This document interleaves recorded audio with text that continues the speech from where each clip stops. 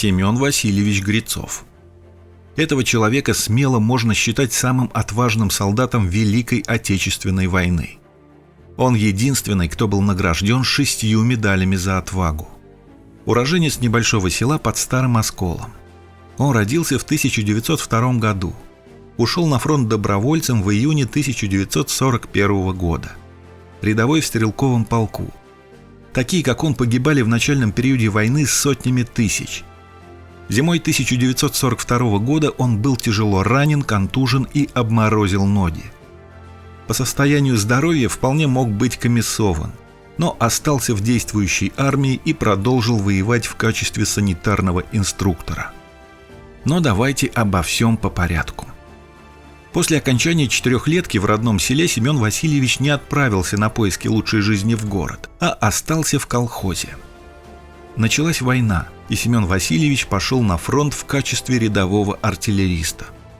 Вскоре из-за сильного обморожения и серьезной контузии военная медкомиссия постановила отправить 40-летнего бойца домой. Но Семен Васильевич настоял. «Как так? Руки, ноги у меня целы, оружие держать могу, бить врага тоже. Домой возвращаться не согласен». И получил добро остаться на фронте, но не в рядах бога войны, а с переводом под Ленинград в качестве санитарного инструктора. В этой должности Семен Васильевич прошел всю Прибалтику и Польшу, дойдя вместе со своим полком до Берлина. К окончанию войны его грудь украшали медали за взятие Берлина и за победу, и еще 6 медалей за отвагу. За всю войну мединструктор Грицов вынес с поля боя 150 полуживых, истекающих кровью изувеченных солдат и офицеров с документами и личным оружием. Первую медаль Семен Васильевич получил за отвагу, проявленную в тяжелейших боях под Мгой Ленинградской области летом 1943 года. Тогда за 6 дней он спас жизнь 26 бойцам. Второй был награжден за то, что в начале весны 1944 года в боях под Рожанкой оказал первую помощь и доставил в медсанчасть еще 18 солдат. Третий – за спасение 25 бойцов в боях под Псковом. Четвертый – летом 1944-го за то, что вынес под огнем противника еще 23 человека. Пятый – за оказание медпомощи и бесстрашное спасение 12 бойцов при прорыве укреплений противника в латвийских селах. Шестую медаль младший сержант Грицов получил за героизм, проявленный уже в Берлине. В Лихтенберге под непрекращающимся пулеметным огнем он вынес из зоны боевых действий 18 солдат и офицеров. По данным, которые подтверждены наградными документами, Семен Васильевич спас жизнь 130 советским солдатам и офицерам. Сколько человек он вынес с поля боя без оружия и перевязал в боевых условиях, сохранив им жизнь, об этом официальная статистика умалчивает. Понятно, что младший сержант Грицов не гнался за наградами и не стремился побить рекорды других, но носить на груди за отвагу считалось очень почетным. Ведь ей награждали исключительно за личную храбрость, проявленную за непосредственное участие в боевых действиях. Старшие офицеры и генералы ее не получали. В основном к награде представляли рядовых, сержантов и младших офицеров, тех, кто принимал непосредственное участие в боях. Поэтому медаль в народе называли солдатской. Учредили медаль в октябре 1938-го для награждения пограничников Абрамкина, Гуляева и Григорьева, проявивших героизм и мужество при защите государственной границы от японских агрессоров. За дальнейшие бои у озера Хасан в 1938 году медаль получили еще 1336 красноармейцев. На основании приказа номер 281 от 23 августа 1941 года существовала количественная оценка действий кандидатов для награждения. В отношении медработников, работавших в полевых условиях, действовали следующие правила. Представлять к медали за отвагу или за боевые заслуги надлежало при спасении из зоны боевых действий 15 бойцов с оружием. К Красной звезде при спасении 25 человек. К Красному знамени 40. К ордену Ленина 80.